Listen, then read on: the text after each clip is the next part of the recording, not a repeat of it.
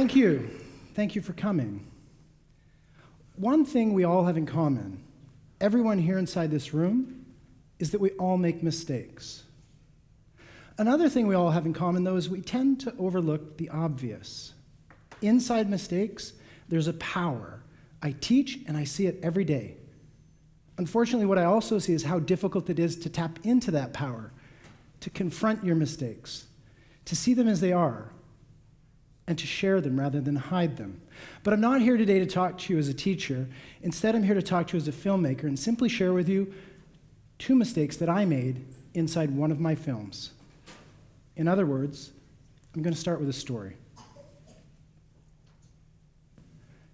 7 years ago, I was working on a documentary with Canada's last 2 surviving World War I veterans, Jack Babcock and Percy Wilson. At the time, the House of Commons had unanimously passed a motion granting the last remaining veteran a state funeral, setting up what I thought was a rather morbid situation. You see, it was not Jack and Percy that were going to be getting a state funeral, it was Jack or Percy. And as far as the film was concerned, think about it. Ask yourself, can you imagine being put into a situation where you only win if you die, and in order to win, someone must die before you? Well, if you can understand that situation, then pretty much you understand the setting for the film. Now, as far as Canadian documentaries go, I couldn't have asked for a better project. Like, on one hand, there was this inconsiderate, or what I thought rather impersonal attempt by the government to try and memorialize the end of an era.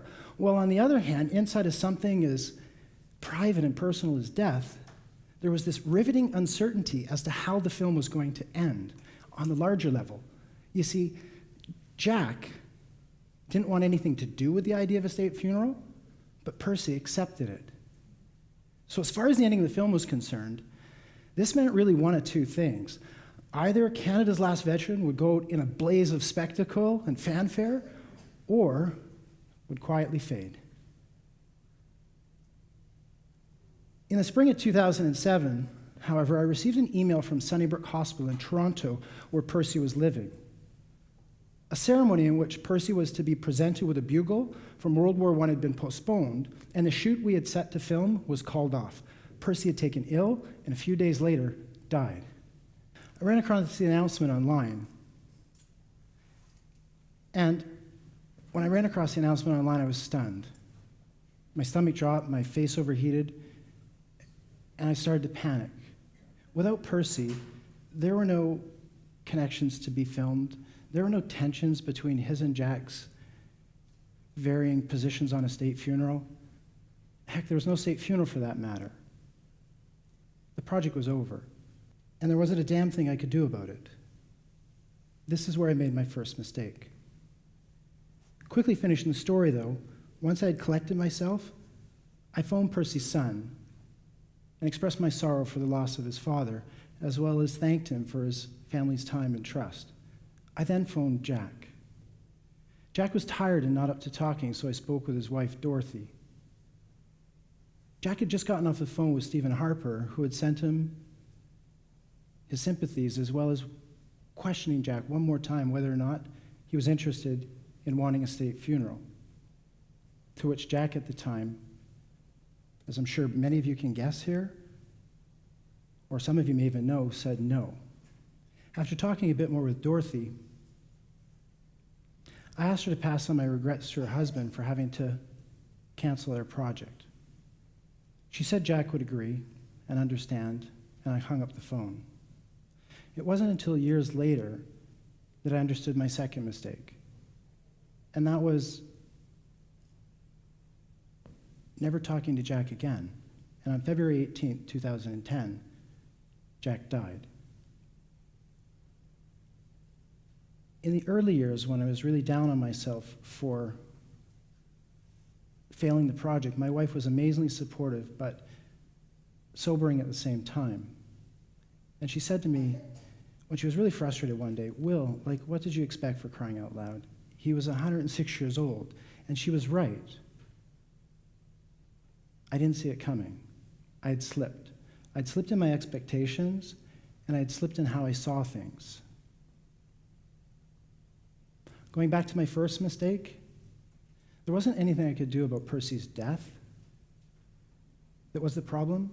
It was that I didn't do anything about Percy's death years earlier when I had the chance, 3 years actually, but I didn't. Self-doubt and fear can be horrible things, as I'm sure everyone in this audience could agree. But there's something worse I've come to find, or at least just as bad. It's overcoming your fear and self-doubt, only to find the opportunities and people around you gone. Looking at my second mistake was not my decision to quit the film. Rather, it was not questioning or reconsidering that decision all the years while Jack was alive. And I have to say quite personally, it was not being able to see the opportunities right in front of me because of what I had written into my head. Leon Festinger and other social psychologists have long shown that we need to be careful not to deceive ourselves, that it's easier and quicker to rationalize your decisions or to modify your beliefs to align with your actions than it is to understand and grow and change your actions.